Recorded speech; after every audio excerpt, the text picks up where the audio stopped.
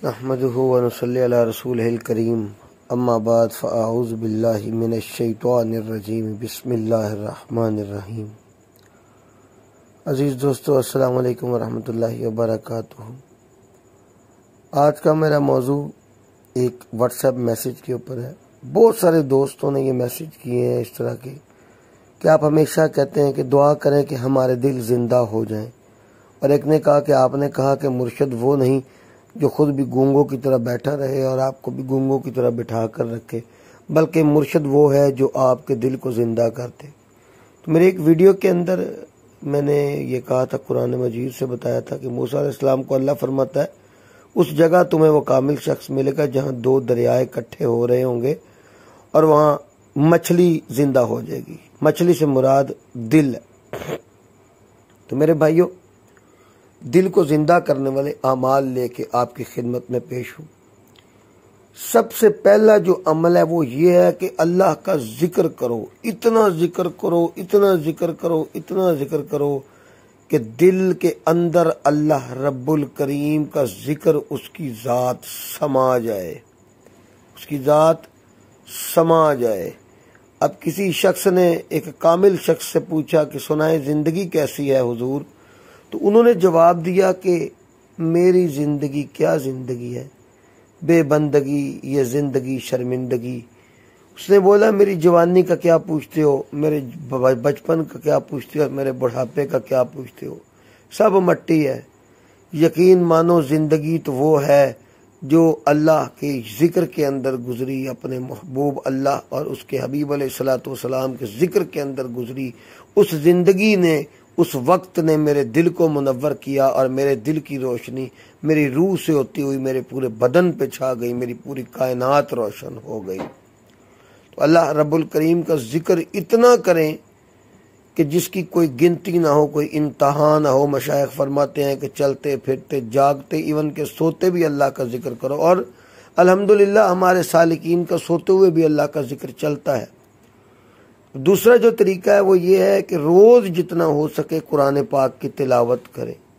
कुरान पढ़ना मेरे दोस्तों अपने मामलात में आप शामिल करें। लाजिम कुरान पढ़ने से अल्लाह रब्बुल करीम दिलों को जिंदा फरमा देते हैं। तो बहुत सारे ऐसे औलिया अल्लाह हैं जिनसे हमारी मुलाकातें हुई जो कहते हैं कि 50-50 साल बीत गए हैं, कोई ऐसा दिन ही नहीं जिसमें कुरान पाक में नागा हुआ हो या हमने कुरान पाक की तिलावत ना की हो।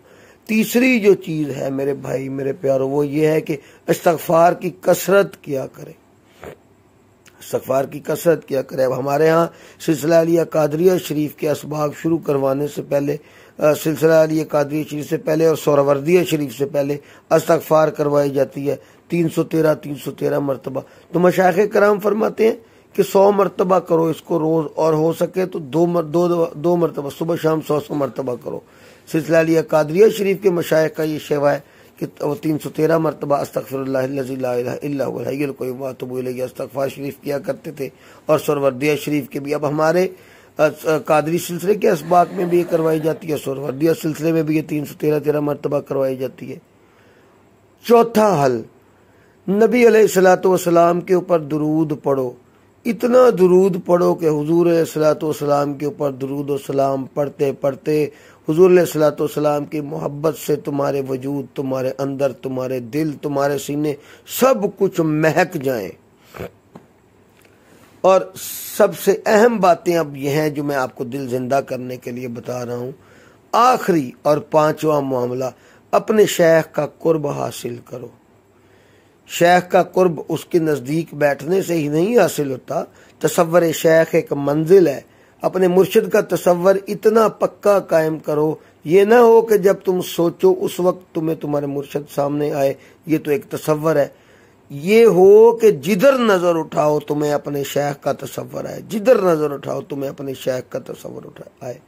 क्योंकि तुम्हारा जो जिक्र है वो अभी तुम तो शुरू किए हो, दिल को जिंदा करने की कोशिश कर रहे हो, और तुम्हारा शेख वो हस्ती है जो मुनव्वर है अल्लाह के जिक्र से। उसके दिल में अल्लाह का जिक्र इतना समाया कि उसने इस जिक्र में गोते लगाए। सो उसकी अल्लाह करीम से जो निस्बत है, जो मकतूबात इमाम रब्बानी में ये फरमाया, उसके सदके अल्लाह तुम्हें भी वो निस्बत अता फरमाएंगे। वो